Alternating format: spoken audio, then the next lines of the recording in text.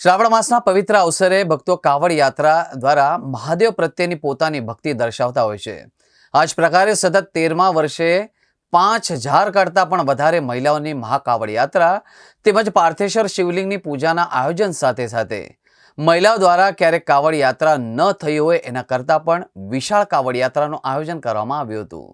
શ્રાવણ મહિનાના બીજા સોમવારની પૂર્વ સંધ્યાએ સુરતના કાપોદ્રા સિદ્ધ કુટીર મહાદેવ મંદિરથી તાપી કિનારે કાવડમાં પાણી લઈ અને 5000થી પણ વધારે મહિલાઓએ કાવડ યાત્રા કરી હતી અને ત્યારબાદ આ કાવડ યાત્રા એકે રોડ સ્થિત સ્પોર્ટ્સ કોમ્પ્લેક્સ સ્થિત પહોંચીને સંત આધ્યાત્મિક ઓમ ગુરુના સાનિધ્યમાં અને રાજકીય અને સામાજિક મહાનુભાવોની ઉપસ્થિતિમાં 5000 જેટલી બહેનોએ પાર્થિવ શિવલિંગની પૂજા કરી હતી।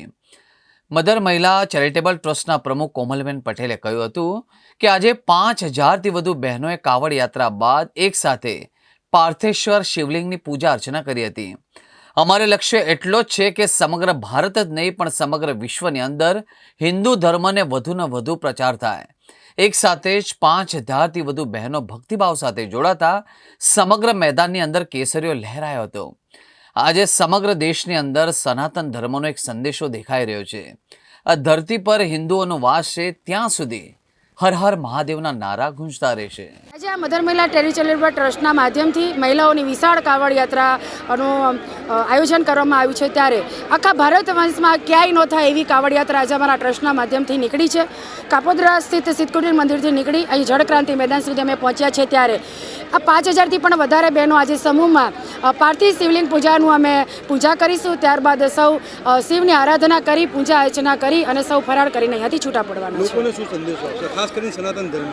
ખાસ સનાતન ધર્મ માટે અમારો એક જ આ સંસ્થા તરફથી એવો સંદેશો છે કે આખા ભારત વર્ષમાં નહીં પણ વિશ્વભરમાં વધુને વધુ હિન્દુ ધર્મનો પ્રચાર થાય, આવનારી યુવા પેઢીને આ હિન્દુ ધર્મનું થોડું જ્ઞાન મળે।